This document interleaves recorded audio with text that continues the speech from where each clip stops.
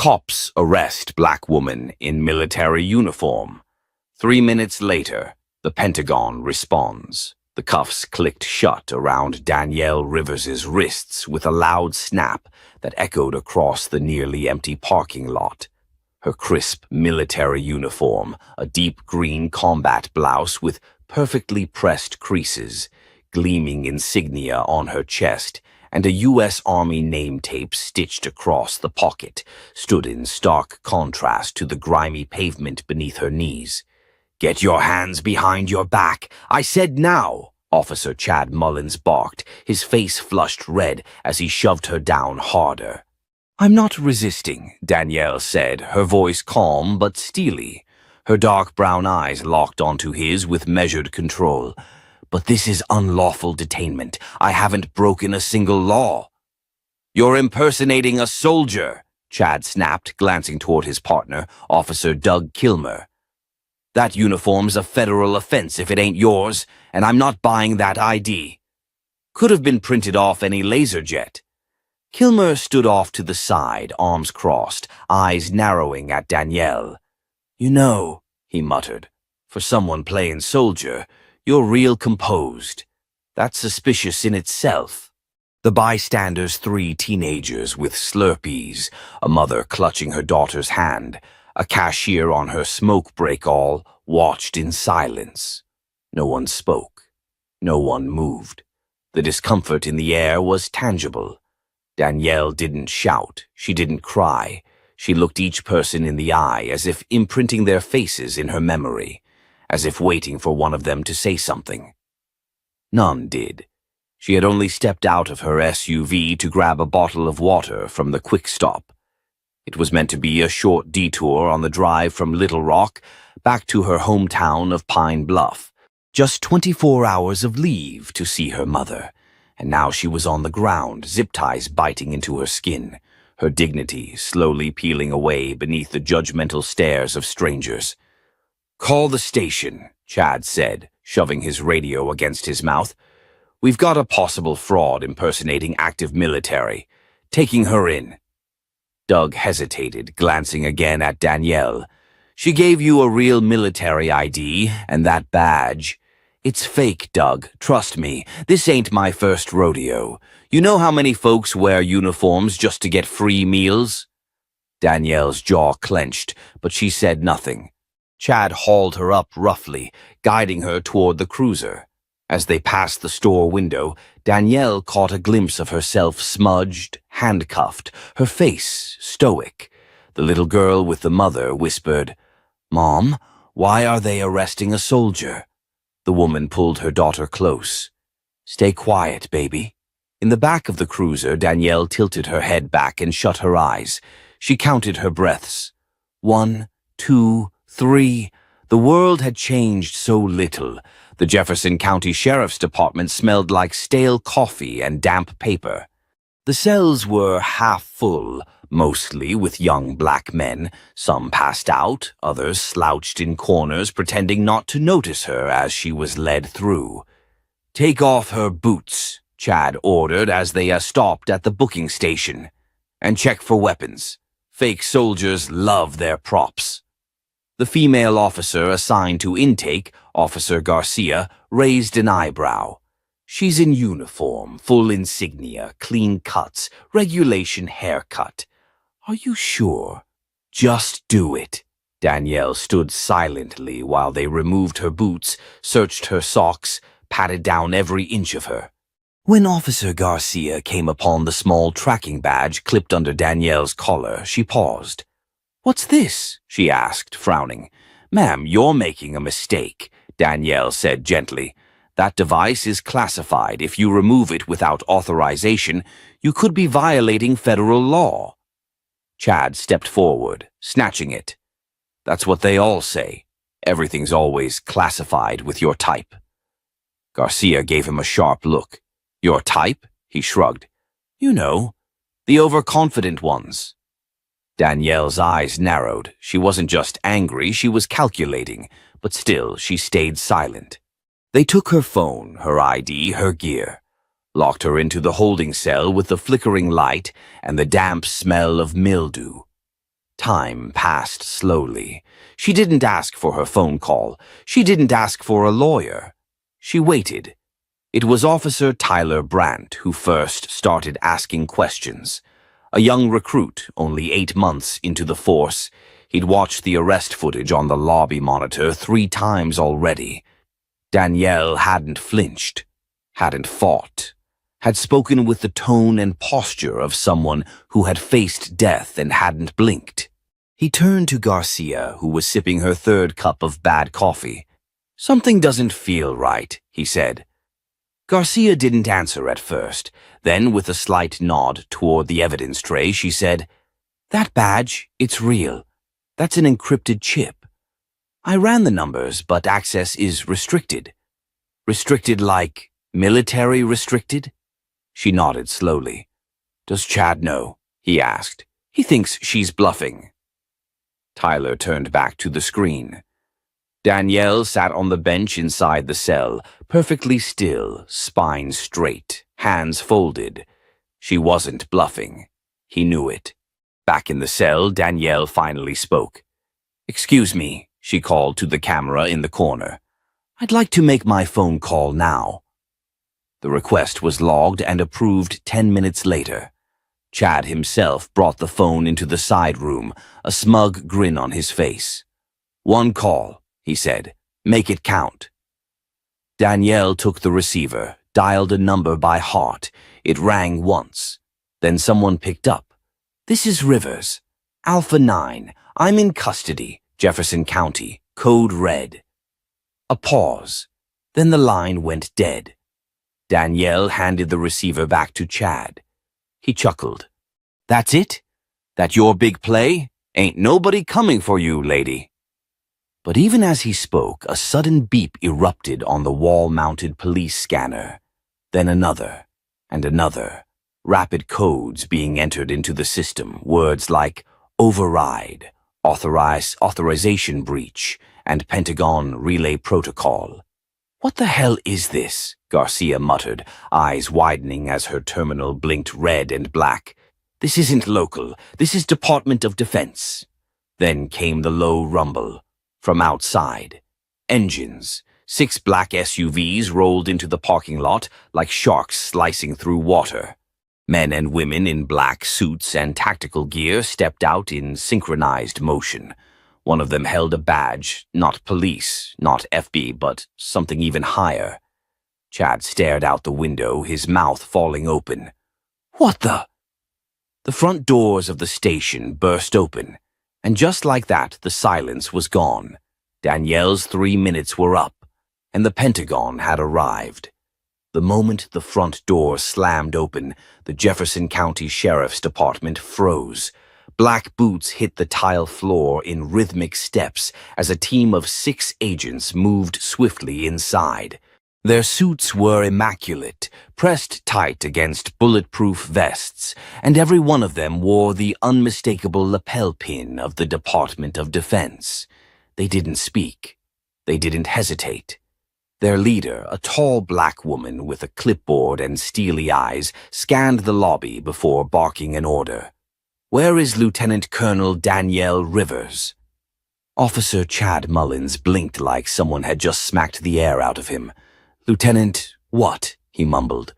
The woman didn't repeat herself. She simply reached into her pocket, pulled out a federal ID, and held it up to Officer Garcia. Garcia stepped forward instinctively, taking the ID and skimming it. Her expression turned gray. "She's in holding," she said quietly. "Cell 4. The lead agent didn't even look at Chad as she walked past him. "Get the keys, now!" But Chad snapped out of his stupor.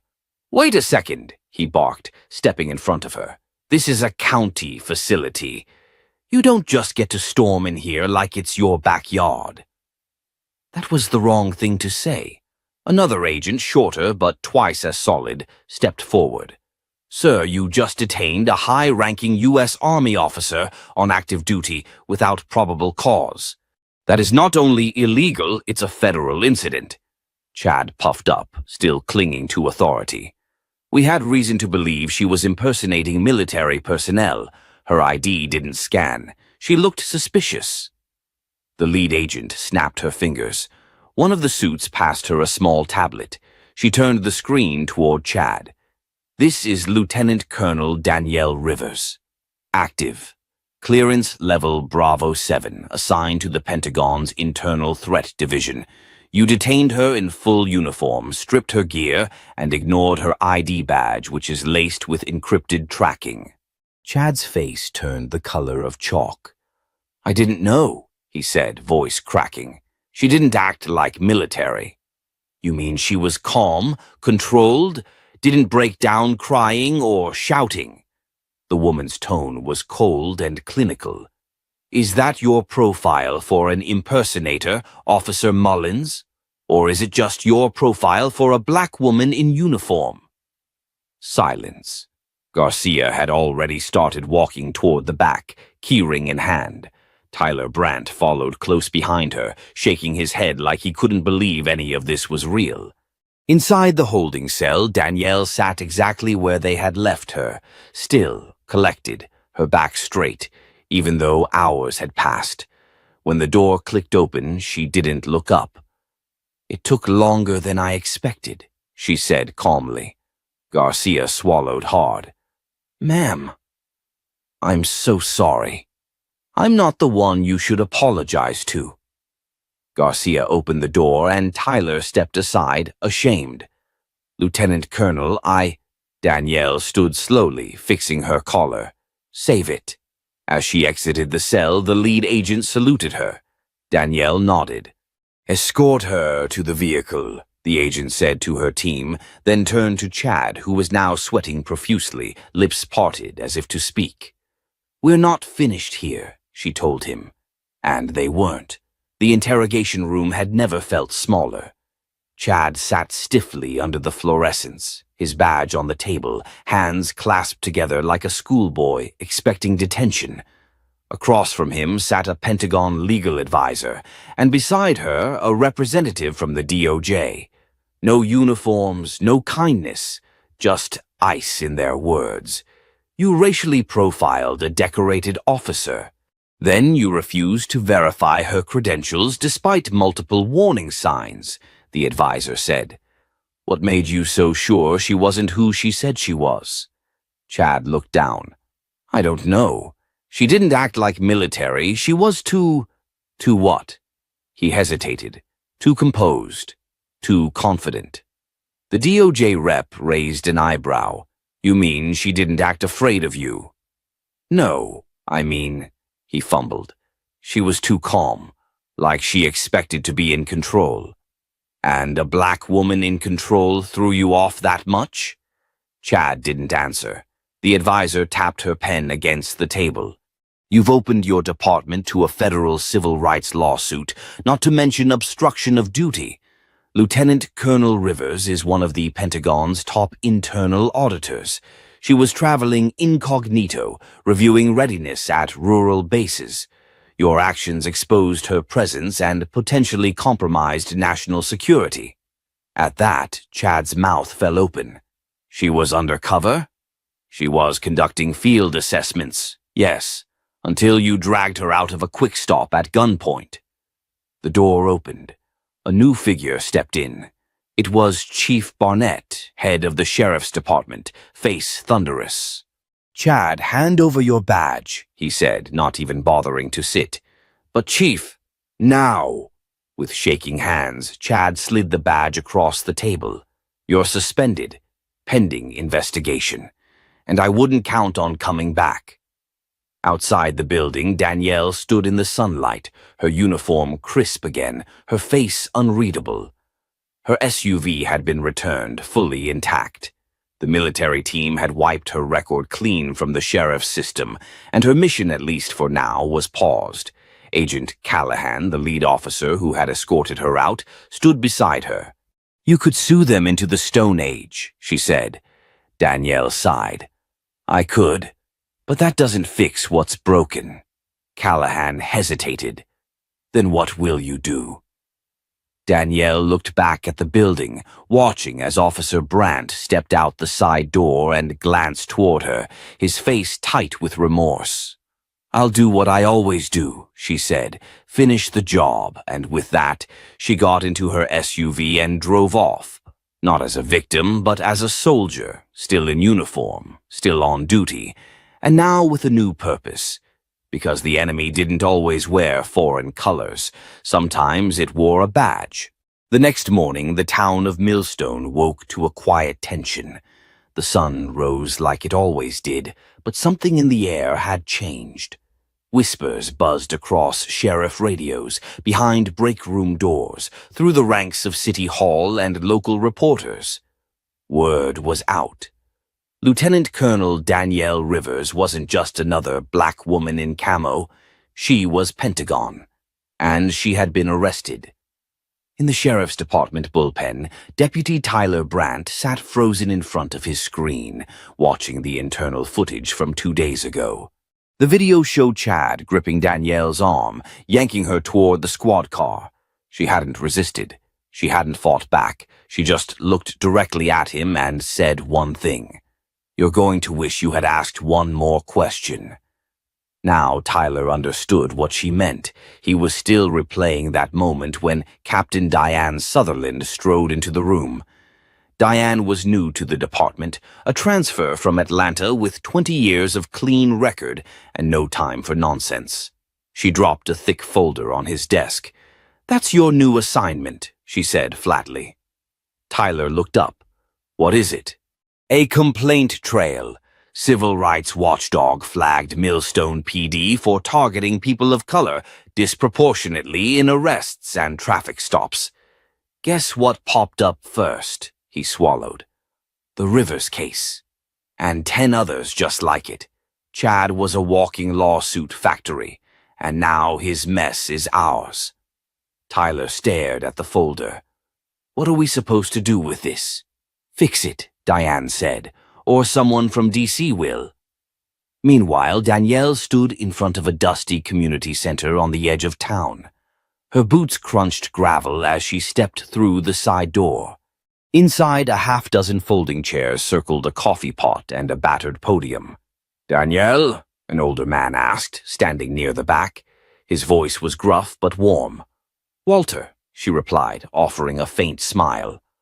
Walter Jameson had served 2 tours in Iraq. Now he ran a local veteran support group for rural counties, the kind often forgotten between federal grant cycles. "You came," he said. "After what they did to you?" Danielle nodded. "That's exactly why I came." By noon, more veterans filtered in. Black, white, Latino, young and old. Some wore faded army caps. Others just wore stories in their eyes.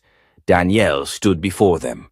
"2 days ago," she said, "I was arrested on suspicion of impersonating a soldier.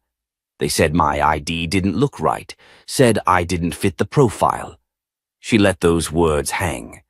"I've worn this uniform for over 17 years. I've briefed generals, led security operations in active zones, and I was still treated like a criminal because someone saw my skin before they saw my service." A heavy silence fell, then a hand went up. "Ma'am," a young vet named Rico asked, "how many of us do you think this has happened to, but without the Pentagon stepping in?" Danielle met his eyes. "Too many." Walter stood up beside her. "And what are we going to do about it?" Danielle looked around the room. "We build a record, testimonies, dates, names. We show them this isn't a one-off, this is a pattern, and then we bring it to light." There were nods, then applause, and just like that, a new mission had begun.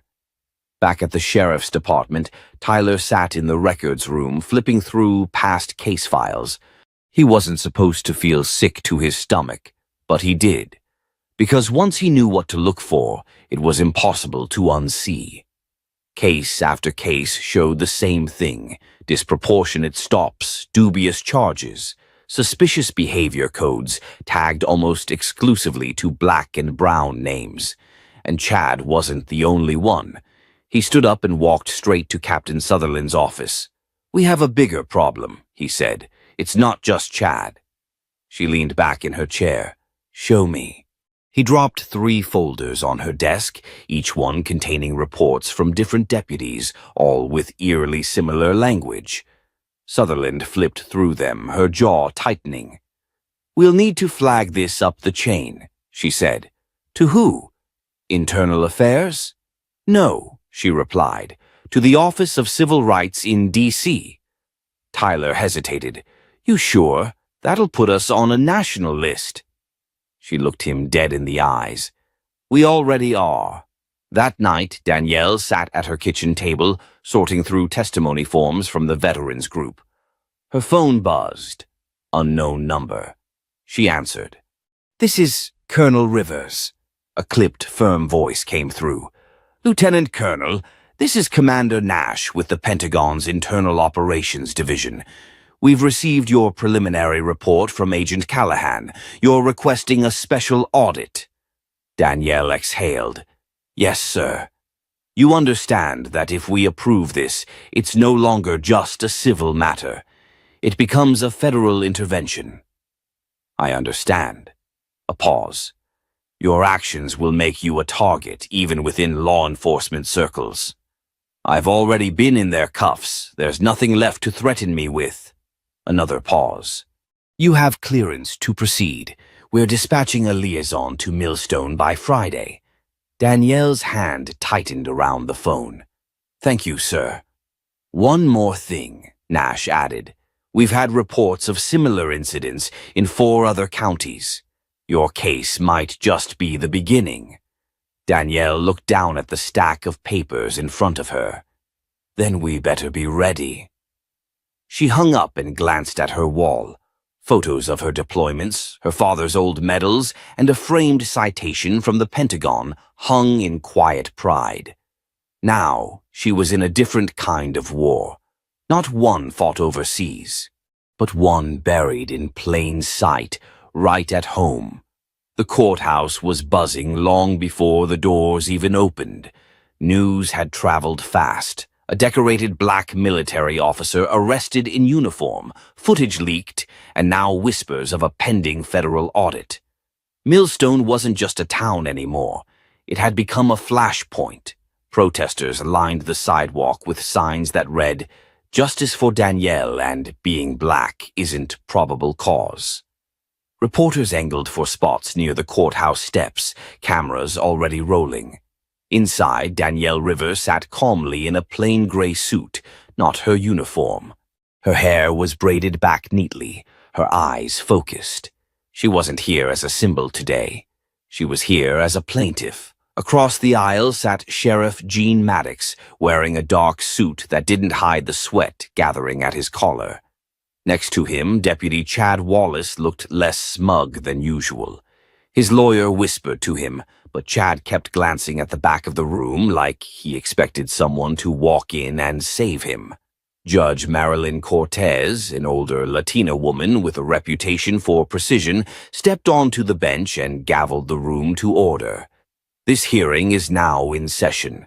We are here to determine whether the arrest of Lieutenant Colonel Danielle Rivers constituted unlawful detainment, racial profiling, and violation of civil rights under state and federal law."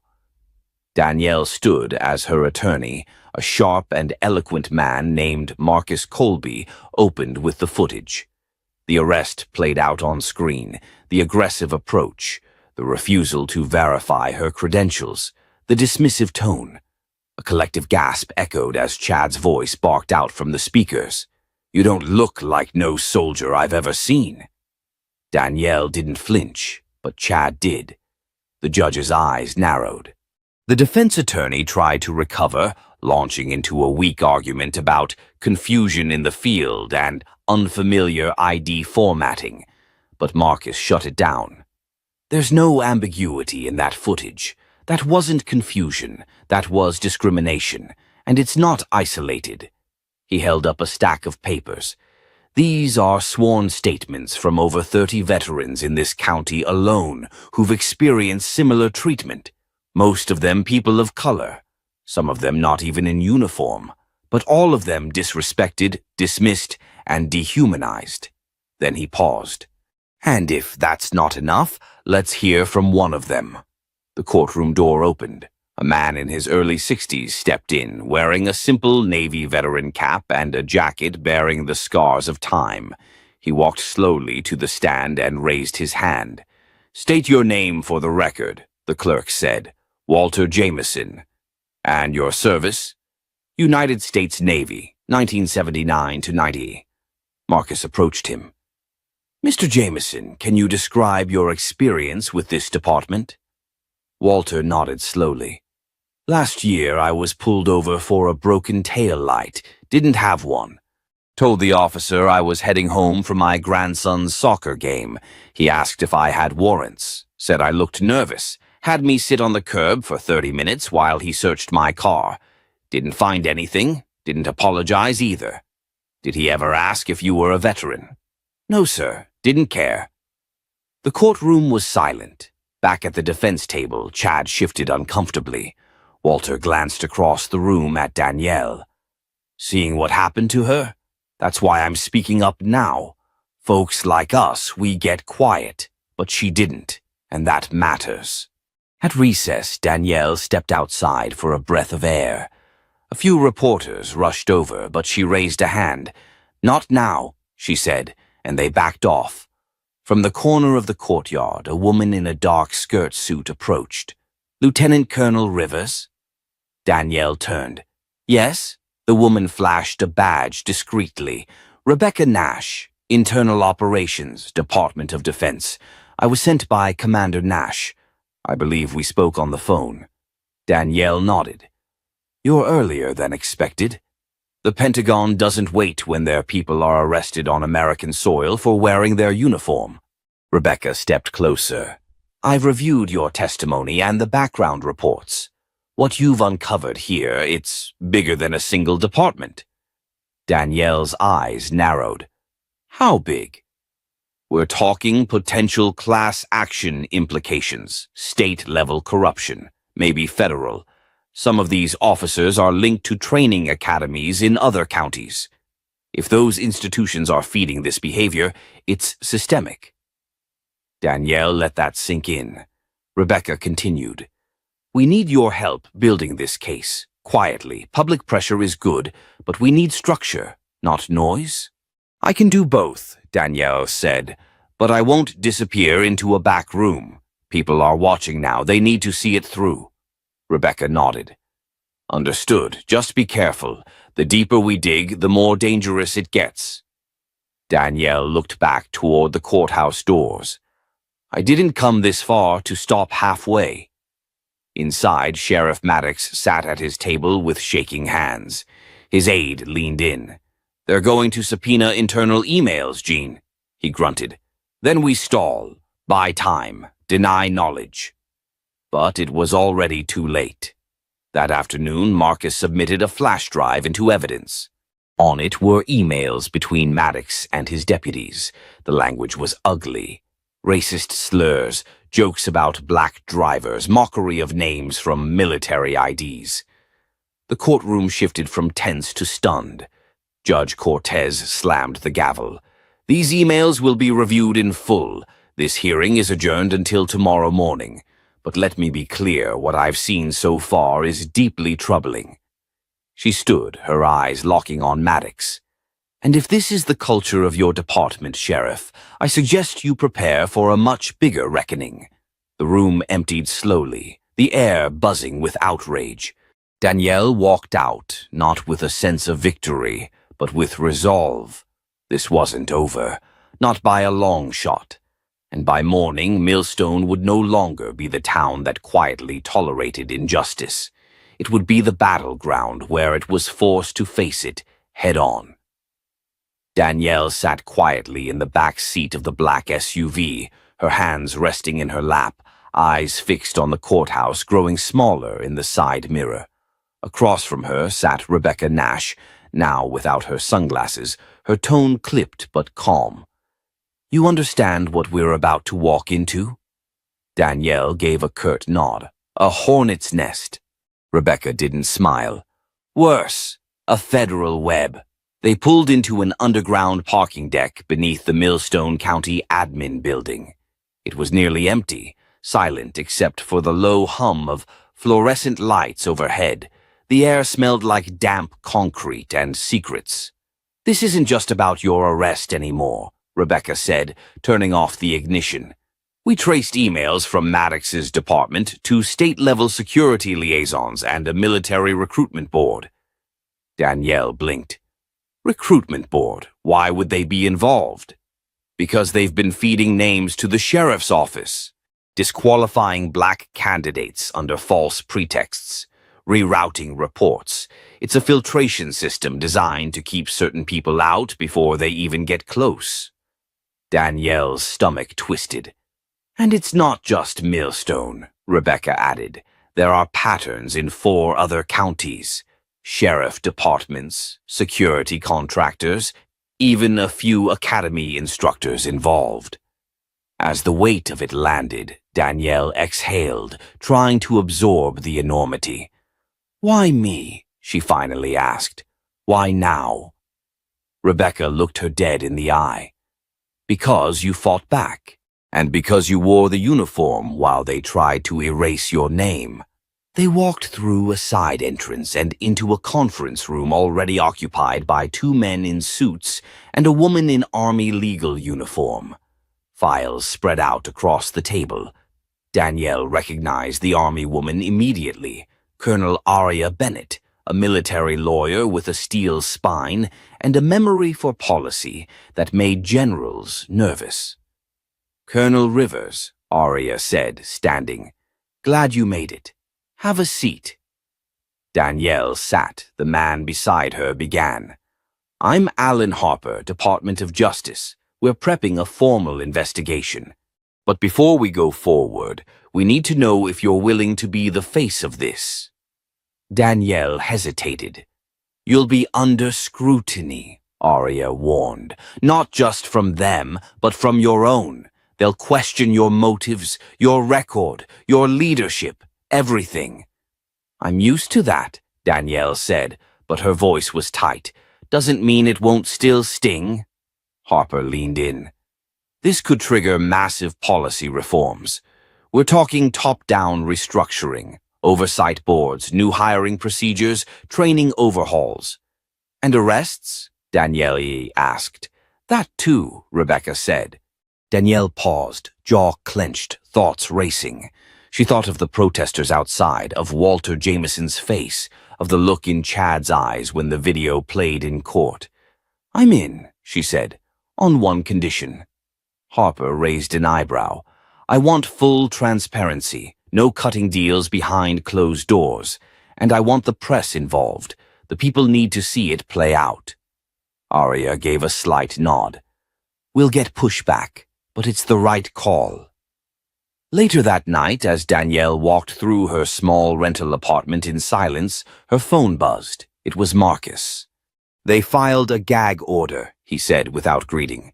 "Sheriff Maddox's team, claiming this is interfering with an active investigation." Danielle sat on the edge of her couch, rubbing her temple. "They're trying to muzzle us."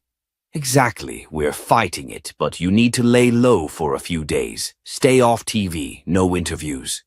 "Can't," she said quietly. "Danielle." "I said I can't," she repeated. "The silence is what they count on. We're not giving them that." There was a pause on the line, then a quiet sigh from Marcus. "I'll back you," he said, "but be careful. These people don't play fair." Danielle hung up, sat in the dark for a moment, then stood and opened her closet. Her uniform hung in the back, pressed and untouched since the day she was arrested. She reached for it, then stopped. No, not yet. The next morning, chaos erupted. A local paper had published excerpts from leaked internal emails, slurs, recruitment filters, even an email thread where Chad Wallace joked about staging arrests for training exercises on minority teens. The story went viral in hours. National networks picked it up. News trucks parked outside the sheriff's office.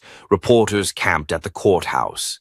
Protest crowds doubled, then tripled. Military veterans, Black, Latino, Asian started showing up in full dress uniform in solidarity. The pressure mounted fast. And then, just after noon, Sheriff Maddox called a press conference. He stood behind a wooden podium in front of the Millstone courthouse, flanked by his lawyer and two nervous-looking deputies. Reporters buzzed. Cameras rolled. "I want to state clearly," Maddox began, "that this department has always upheld the law. We are cooperating with investigators, and I will not comment on allegations taken out of context."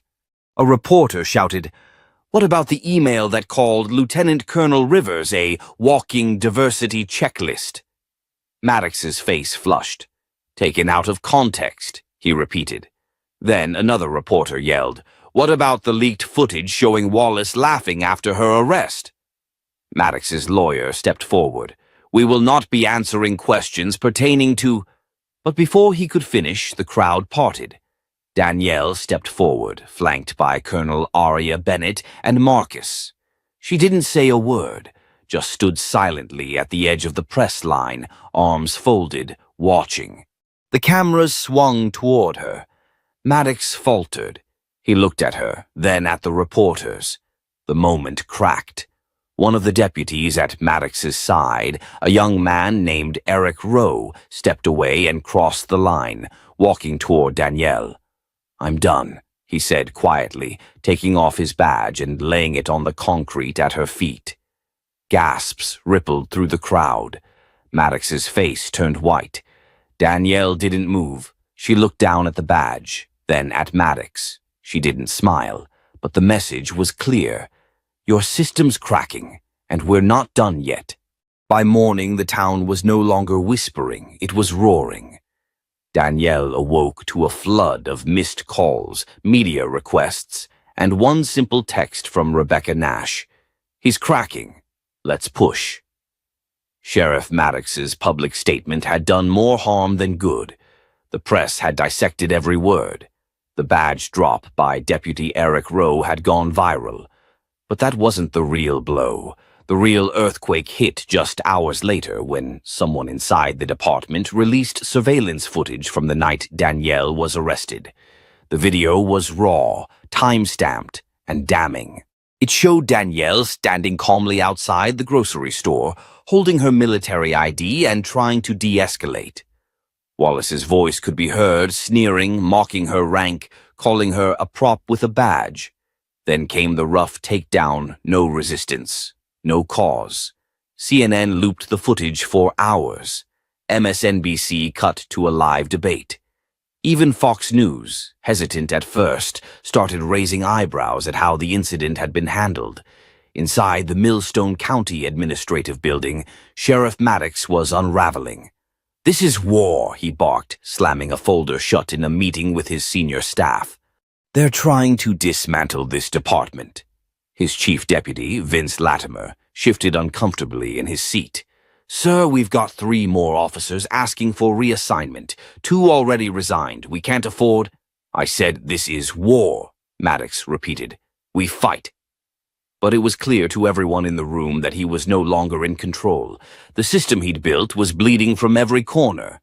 Meanwhile, Danielle sat in a private conference room downtown with Aria Bennett, Rebecca, and Marcus. A Pentagon liaison had just joined them via secure video call General David Renner. Square-jawed, gray-haired, and notoriously no-nonsense, he didn't waste time on pleasantries. "Colonel Rivers," he began, "I need you to understand the weight of what you're doing." "I do, sir." "This won't be a tidy investigation. There will be retaliation, political blowback. The Pentagon is already fielding calls from senators, governors, donors. Some want us to sweep this under the rug." Danielle didn't blink. "And what do you want to do, sir?" Renner paused, his jaw flexed once. "I want to make sure no soldier in uniform ever has to experience what you did. But if we go forward with this, if you testify before the Senate, you'll be a national figure. You won't get your privacy back. Ever." She nodded. "I've already lost enough. I won't lose my voice, too. Renner gave the slightest nod. Then we're behind you. Fully. Hours later, Danielle was on her way to the courthouse again, this time to speak at a public oversight hearing called by the state legislature. The room was packed with reporters, lawmakers, and citizens. The air buzzed with tension. She sat at the witness table, uniform pressed, ribbons gleaming on her chest, flanked by Rebecca and Marcus. Her voice didn't waver once. She spoke of the night she was arrested, of the degrading words, the unnecessary force, the attempts to erase her credentials, the silence she endured for weeks. Then she turned her testimony outward. "This isn't just about me," she said, her voice rising. "This is about every service member of color who's been told, directly or indirectly, that their service doesn't count, that their sacrifice is conditional, that their uniform doesn't protect them once they step off base and walk into the world." The room went still. Outside, the streets of Millstone had transformed. Protesters lined the sidewalks. Veterans in uniform stood shoulder to shoulder, saluting as Danielle entered and exited buildings. Handwritten signs read, "She served, they hurt her. Justice for Rivers." But the real twist came that evening when Rebecca pulled Danielle aside with a tight, unreadable expression. "There's something you need to see," she said, handing Danielle a tablet. It was another leaked document. But this one wasn't about Danielle. It was about Sheriff Maddox. A confidential memo written 3 years prior from a former Department of Defense contractor. It detailed Maddox's involvement in a private security deal overseas where military-grade equipment was transferred to local law enforcement without proper federal tracking. "You're saying he smuggled defense gear into Millstone?" Danielle asked slowly. Rebecca nodded. "And falsified the procurement paperwork to make it look like federal surplus. Why would he? Control, power. He turned this department into a fortress. Look at the riot gear, the armored trucks, the military-grade drones, all illegal." Danielle's blood ran cold. "That's treason." "It's worse," Rebecca said, "because he's been using that gear on civilians, on protests, on our people." They sat in silence. Then Danielle said, "We bring this forward tomorrow." Rebecca didn't smile. "We already did." The next morning, federal agents raided the Millstone County Sheriff's Office. Doors were busted open, hard drives seized, officers handcuffed and escorted out. Chad Wallace tried to run. He made it 2 blocks before a federal marshal tackled him face first into a patch of gravel. Sheriff Maddox was not in his office. He wasn't at his home either. He had vanished. The media exploded. And Danielle? She stood at the edge of the chaos, watching it all unfold, the wind lifting strands of her hair. Marcus came up behind her. "They're saying Maddox might have crossed state lines. He's wanted now." She didn't answer. She looked toward the courthouse, toward a system she once believed in, and whispered, more to herself than anyone else, "We're not done until every brick of that old house is torn down and rebuilt." And she meant it. The hum of the city had changed. Millstone, once a quiet southern town where no one challenged authority, now buzzed with anticipation. The raid on the sheriff's office had blown the lid off everything, but the storm wasn't over. It had just changed direction. Danielle stood in the war room of a secure federal facility in Atlanta. The Pentagon had upgraded their involvement from monitoring to active operations. Her face was everywhere, news screens, interview clips, Senate hearing previews. Overnight, she had become a symbol, but symbols carried weight and enemies. "We traced Maddox's vehicle to Birmingham," said Agent Marquez, flipping through live satellite images. "He's ditched the car. There's reason to believe he's trying to leave the country." "On what passport?" Danielle asked flatly. Marcus, seated across from her, tossed a file across the table. Turns out Maddox had a second identity created through a DoD contractor. Fake name, real documentation, paid for using laundered funds through local defense grants. Danielle stared at the folder. It gets worse, Rebecca added. He had access to highly sensitive communication tech. We're talking encrypted field radios, military grade. He's not just running, he's planning something. Danielle's eyes darkened. He's trying to flip the narrative, go out as a martyr. There was a heavy pause. And if he gets in front of a camera before we do, we lose control of the story, Rebecca said. Everyone in the room knew what had to be done. Danielle stood. Then we don't wait for him to talk. We talk first. That evening, Danielle appeared on 60 Minutes for an exclusive interview. She sat across from veteran journalist Maya Ellis, under the soft glow of studio lighting, not a single wrinkle in her uniform. Her voice was calm, measured, but every word struck like a hammer. There are people, Danielle said, who will call this betrayal, who will say I turned my back on law enforcement or on tradition, but I didn't betray anyone. I upheld the oath I took to defend this country from all enemies, foreign and domestic. Maya leaned in. And do you believe Sheriff Maddox is one of those enemies? Danielle didn't hesitate. I believe that when someone uses power to harm the people they swore to protect, they become the very threat they were hired to stop. The nation held its breath. By midnight, the clip had been viewed 22 million times. At 2:47 a.m., a security camera caught Maddox walking into a gas station near the Florida Panhandle. He was disguised in a baseball cap and sunglasses, but it was him. By dawn, the feds had him. No gunfire, no standoff. He was found sitting in a diner, drinking black coffee, waiting for someone who never showed. There was no bravado left, no swagger, just a man hollowed out by his own arrogance. Back in Millstone, Danielle returned to her childhood neighborhood. She hadn't stepped foot there in years. It was quiet, but different now. A mural of her in uniform had been painted on a community center wall. Kids posed beside it. Veterans saluted it. She stood in front of it silently until Marcus approached. "You ready for the hearing?" he asked. She nodded. "Let's end it." The final state hearing on Maddox's misconduct began in a packed Capitol Hall. The energy was electric. Protesters filled the steps outside, but inside there was only silence. Danielle testified first. He knew exactly what he was doing, she told the panel. He weaponized the badge. He used military resources to intimidate civilians. He falsified federal records. And when exposed, he ran. Chad Wallace followed, shackled and still defiant. He tried to play victim. "I was just following orders," he spat. But this time the room didn't buy it. His words fell flat. Then came the unexpected twist. As the hearing wrapped up, the state's lead investigator stood and requested to speak.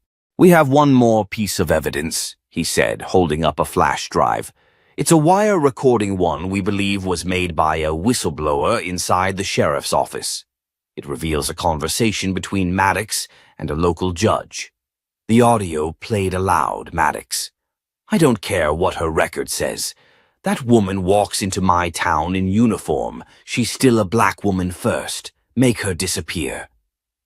Gasps rippled across the courtroom. The judge in question was immediately placed on administrative leave. Federal investigations began into several other counties. Danielle didn't flinch. But tears welled in her eyes, not for herself, for how far things had gone, for how many others had suffered in silence. That night, as the town settled and the Capitol lights dimmed, Danielle visited the base where she'd first trained. She walked past the flagpole, hands behind her back, letting the wind play with her hair. Marcus caught up with her, holding 2 cups of coffee. He handed her one without a word. For a long time, they just stood there. Finally, she said, "I never asked for this, never wanted the spotlight. I know, he said, but you handled it like someone who did. She smiled faintly. I just wanted to serve. And you still are, he replied. Behind them, the flag flapped quietly. Danielle looked toward the sky. I'm not done. Not even close. The fight was far from over, but now the whole country was watching. Rain drizzled softly on the steps of the U.S. Capitol as Danielle Hayes stood before a podium, her uniform crisp, her posture unwavering. The marble columns behind her loomed like silent witnesses. Reporters crowded the plaza, microphones pointed like weapons, hungry for a final word. But Danielle wasn't there for spectacle. She was there for truth. Injustice doesn't start in silence, she said, voice steady but full of fire. It starts in whispers behind closed doors, in unchecked power, in the people who look the other way. And if we're not brave enough to speak up, it grows, it spreads, until someone stops it. The crowd was hushed, hanging on every syllable. I didn't wear this uniform to be seen. I wore it to serve. I wore it to protect those who were told they didn't belong. And if one woman, one soldier standing her ground in a small town can shake the walls of power, then imagine what all of us could do together. Cameras flashed, thunder rolled in the distance, but no one moved. Then she stepped down, no victory lap, no celebration, just purpose. The fallout was seismic. Sheriff Maddox was formally charged with conspiracy, obstruction, and violation of civil rights under color of law. 3 deputies turned state's evidence, implicating an entire network of small-town corruption that had festered for years under federal radar. The judge caught on. The wire was removed from the bench. Dozens of past rulings were reopened. A statewide task force was created to review systemic abuses in rural policing. But for Danielle, the real victory came quietly. She walked into a classroom on Fort Bragg, not in full dress uniform, but in a simple polo and jeans. A group of young cadets sat waiting, unsure of what to expect. I'm not here to lecture, she said. I'm here to make sure you know what you're really signing up for. Service means something, and so does silence. One cadet raised his hand. Ma'am, were you scared when they put hands on you? She paused. Yes, I was terrified, but courage isn't the absence of fear. It's doing what's right while you're shaking. A murmur of respect moved through the room. Weeks later, a little girl approached Danielle at a veterans memorial. She couldn't have been older than 9. She wore a T-shirt that said, "My mom serves too," and clutched a small notebook. Are you the soldier on the news? She asked. Danielle knelt down. I am. The girl handed her the notebook. Inside was a drawing. Danielle in uniform, surrounded by stars and holding a flag. Across the top in crayon it read, You made me brave. Danielle's breath caught. Thank you, the girl whispered.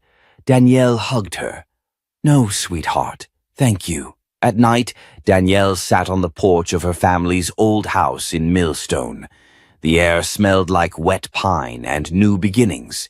Marcus joined her, handing her a drink, no words needed between them. You ever think, he finally said, what if none of this had happened? What if you'd just walked out of that diner and they let you be? She looked out at the stars. I think I'd still be here, she said. But fewer people would know what justice really looks like. A long silence passed. Then Marcus raised his glass. To the ones who fight back. She clinked hers against his. To the ones who never stop. This story isn't just about Danielle Hayes. It's about every person who's ever been told to stay quiet, to stay small, to stay in their place. It's about choosing to stand when sitting is easier, choosing truth when comfort is safer, and choosing justice when silence is expected. Danielle's journey shows us that a uniform doesn't make you powerful. Your actions do. And sometimes one voice is enough to echo through the halls of power and shake the walls built to keep people like her out. So if this story moved you, if it reminded you of someone you know or someone you want to be, don't let it end here. Share it, speak it, support stories that matter. And if you believe justice isn't something to hope for, but something to fight for, subscribe, like, and follow us. Because we're not done telling the stories that others want to bury. We're just getting started.